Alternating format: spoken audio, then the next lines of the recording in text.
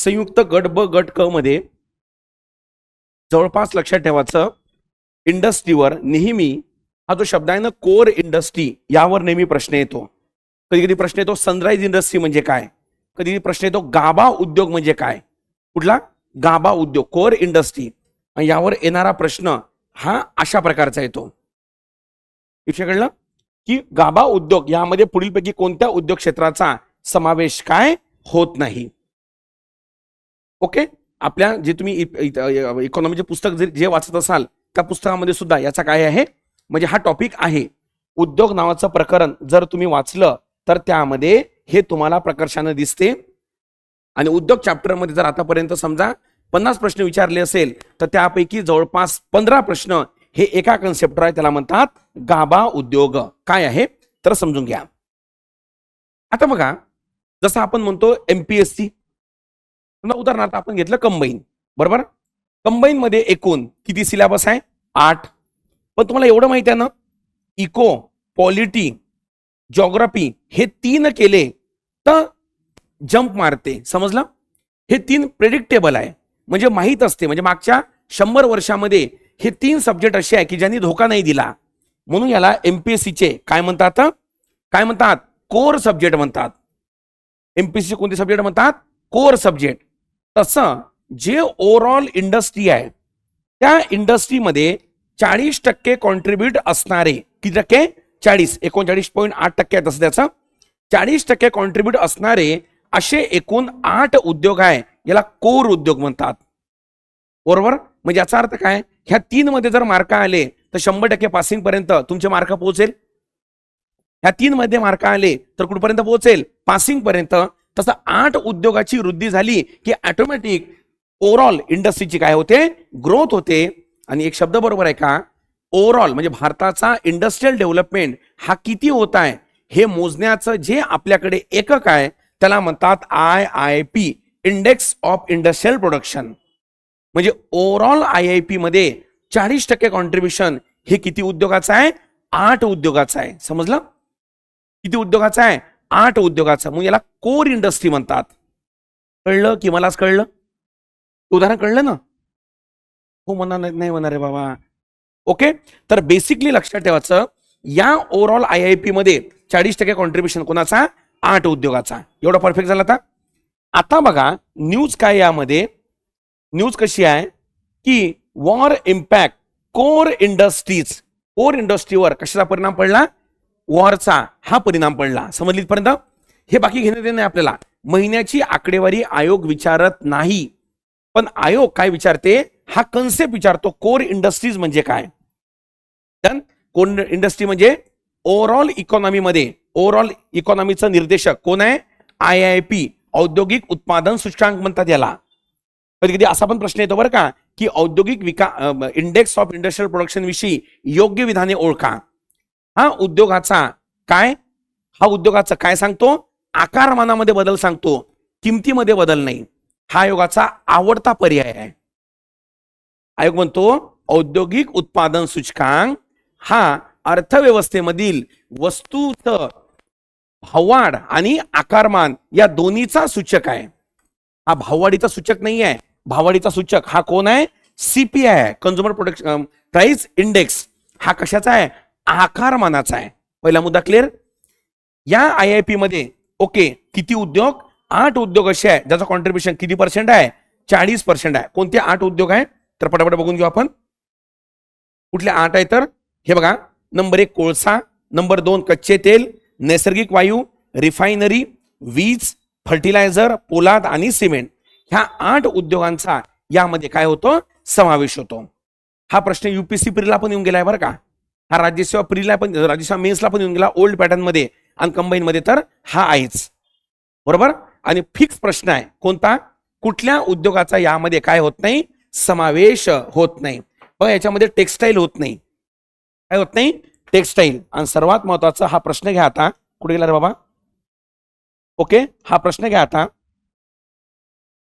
हा प्रश्न, गाभा उद्योगामध्ये पुढील कोणत्या उद्योग क्षेत्राचा समावेश काय होत नाही, कोणता होत नाही, कुठला, ऑटोमोबाईलचा यामध्ये काय होत नाही, समावेश. समजलं, लक्षात ठेवायचं. ऍग्रिकल्चर नंतर सर्वात जास्त रोजगार देणारं क्षेत्र कोणतं असेल तर ते ऑटोमोबाईल सेक्टर आहे, आणि ते यामध्ये समावेश न होणं हा याचा ड्रॉबॅक आहे. याचा काय ड्रॉबॅक आहे कोणाचा? कोर इंडस्ट्रीचा. ऍग्रिकल्चर नंतर सर्वाधिक रोजगार हा कोण देतो? ऑटोमोबाईल. तुम्ही बघा ना, पास झाल्यानंतर सर्वप्रथम तुम्ही काय विकत घ्याल? तुम्ही टू व्हीलर विकत घेता आपापल्या परीनं. क्लास 3 लागला की टू व्हीलर घेतो, क्लास 2 लागला की क्रेटा वगैरे गाडी घेतो, क्लास 1 लागला की अजून मोठी घेतो. पण तिन्हीचा समावेश कशामध्ये होतो? ऑटोमोबाईल मध्ये. तो याच्यामध्ये समाविष्ट नाही आहे. नेक्स्ट टेक्सटाईल नाही आहे, लक्षात ठेवायचं. काही नाही आहे टेक्सटाईल, बरोबर. तर हे कॉन्सेप्ट झाली तुमची कोर उद्योगाची. इथपर्यंत कळलं? काही अडचण नाही आहे ते. आता बघा हे न्यूज बघा सोबतच, म्हणजे त्याच्यासोबत 1-2 मिनिटं फक्त जनरल चर्चा करायची आपल्याला. जनरल कशी चर्चा? संरक्षण निर्यातीवरील जपानचे निर्बंध मागे. काय म्हटले इथपर्यंत? संरक्षण निर्यातीवरील जपानचे निर्बंध काय मागे. चर्चा अशी करायची आहे, मी याच्या आधी पण कधी बोललो की असले की मला माहित नाही. 1945 मध्ये द्वितीय महायुद्धाचा शेवट झाला, आणि तो शेवट कशानं झाला? हिरोशिमा आणि नागासाकीनं झाला, जी दोन्ही जपानची शहरं होती. टाकणारा कोण होता? अमेरिका, बरोबर नाही का? आणि कोणत्या देशावर? जपानवर. मग एक माझा प्रश्न आहे तुमच्या समोर. तो प्रश्न असा आहे की सर, आजच्या डेटमध्ये, म्हणजे तुम्हाला माहित असेल की नसेल मला माहित नाही, मी स्वतः सांगतो. आजच्या डेटमध्ये एशियामधला अमेरिका म्हणजे लक्षात ठेवायचं जपान आहे, बरोबर. जपानची पूर्ण सिक्युरिटी ही कोणावर आहे? अमेरिकेवर आहे. जपान मध्ये एक नेव्हल बेस आहे, कोणाचा? अमेरिकेचा. मग तुम्ही म्हणाल सर द्वितीय महायुद्ध होऊन तर अजून जास्त दिवस झाली नाहीये. अरे 100-150 दिवस काय खूप थोडी होते, बरोबर नाही का? म्हणजे वर्ष. पण तरी पण सर जपान आणि US या दोघांचं एवढं त्याला काय म्हणतात की जवळचे संबंध कसे काय? पहिलं कारण तर सर्वसामान्यांना माहितच आहे, दोन्ही भांडवलवादी देश आहे. ते काही प्रमुख कारण नाही. याचं प्रमुख कारण काय आहे? हिरोशिमा नागासाकी नंतर जपाननं काय केलं बघा. आपण परीक्षा नापास झाल्यानंतर त्याला कशा पद्धतीने बघतो हे आपल्यावर डिपेंड आहे. विषय कळला का? सिच्युएशनला आपण कसं डील करतो हे आपल्या अटिट्यूडवर डिपेंड आहे. कोणी काय कोणी काय, समजली पर्यंत? काही लोक प्रत्येक गोष्टीमध्ये समस्या शोधते, काही लोक प्रत्येक गोष्टीमध्ये संधी शोधते. समजली पर्यंत? म्हणून ते गीतेमध्ये म्हटलं आहे ना, काय जे होते ते चांगल्यासाठी होते. तिथलं श्लोक आहे बरं का तो. आता बघा जपाननं काय केलं, आपल्या संविधानामध्ये सेक्शन 9 टाकला, क्लॉज 9. आणि क्लॉज 9 टाकल्यानंतर जपाननं आपल्या कशामध्ये? संविधानामध्ये त्यामध्ये असं म्हटलं की आम्ही जागतिक आंतरराष्ट्रीय शक्ती स्पर्धेमधनं स्वतःला न्यूट्रल करत आहोत, आम्ही यामध्ये सहभाग होत नाही. विषय इथपर्यंत, बरोबर. आम्ही स्वतःची आर्मी ठेवणार नाही, आम्ही स्वतःचं काही नाही. कारण हिरोशिमा नागासाकीमुळे पूर्ण देश कोलॅप्स झाला ना. आणि माहित असेल की नसेल तुम्हाला, Japan is a country of earthquake. जपानला भूकंपाचा देश म्हणतात. जॉग्राफीत प्रश्न विचारते कधी कधी. विषय कळला इथपर्यंत. मग स्वतःला काय केलं? न्यूट्रल केलं.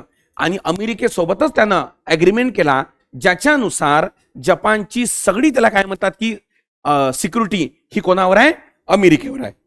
ओके. याचा फायदा काय झाला जपानला? फायदा काय झाला? याचं हे तत्व भारताच्या परराष्ट्र धोरणामध्ये पण आहे. कसं मी सांगतो. याचा फायदा हा झाला की त्याला जास्तीत जास्त वेळ हा कुठे देता आला? आपल्या इंटरनल डेव्हलपमेंटवर. तुमचा सगळा वेळ. आता मला नॉर्थ कोरिया मध्ये का बरं भूकमरी आहे? पाकिस्तानमध्ये का बरं भूकमरी आहे?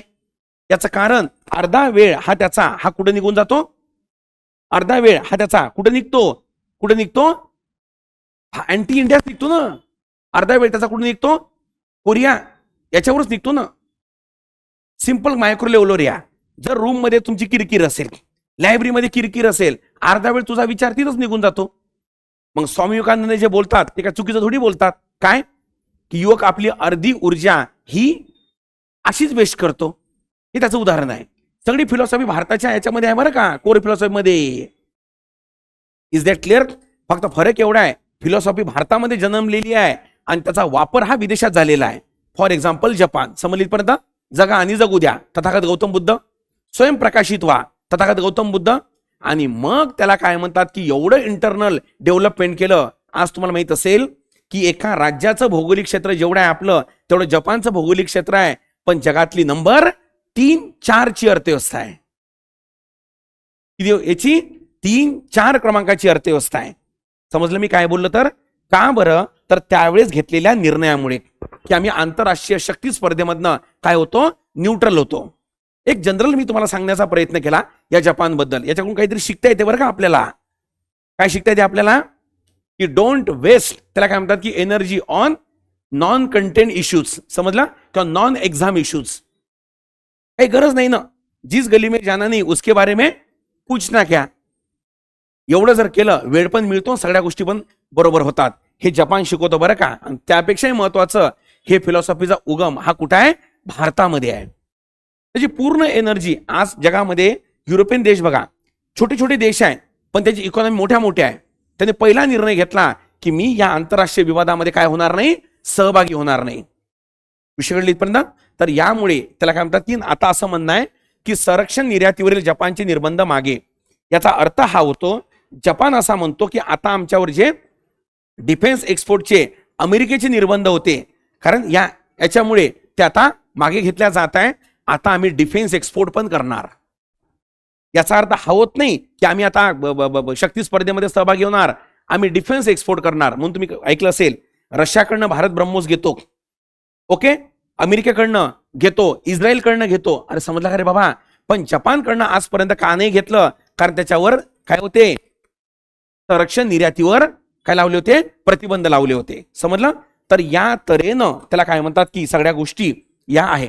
एक जनरल आज पेपरमध्ये आलं, लोकसत्ताची फ्रंट पेज होती, म्हणून मला असं वाटलं की तुम्हाला काय केलं पाहिजे, सांगितलं गेलं पाहिजे. कारण हे विद्यार्थी दशेमध्ये असताना खूप शिकण्यासारखं आहे बरं का. कोणाकडनं? जपानकडनं. छोट्या छोट्या गोष्टीकडे जर तुम्ही काय करत असाल, स्वतःला इन्व्हेस्ट करून घेत असाल, तर 100% मोठ्या मोठ्या रिझल्ट पासनं तुम्ही काय व्हाल, दूर मात्र जाल. त्याचं उदाहरण आहे, जोक नाही, मी वारंवार बघा लेक्चर थांबून एकाच गोष्टीवर, कोणाला गोष्टीवर 3 नंबरची इकॉनॉमी काय जोक काढते का? जपानच्या इंटरनल प्रॉब्लेममुळे तो मागे आला आणि आपण समोर गेलो होतो काही दिवसासाठी 4 नंबरवर. माहिती आहे ना? इंटरनल प्रॉब्लेममुळे. कोणता इंटरनल प्रॉब्लेम? तो प्रॉब्लेम आहे की काय आहे ते तुम्ही समजा. त्या प्रॉब्लेमचं नाव आहे लोकसंख्या कमी असणं आणि एजिंगची समस्या जास्त असणं. समजलं का? म्हणजे हे कसं झालं माहितीये का, एखादा पैलवान हा वय वर्ष 100चा होऊन जातो, याचा अर्थ हा नाही होत की त्याचं कॉन्ट्रीब्युशन कमी झालं. बरोबर नाही का? आता साहजिक आहे, तसं होणारच आहे ना. जपान देश लहान आहे, लोकसंख्या कमी आहे, आज ना उद्या ही समस्या येणार आहे.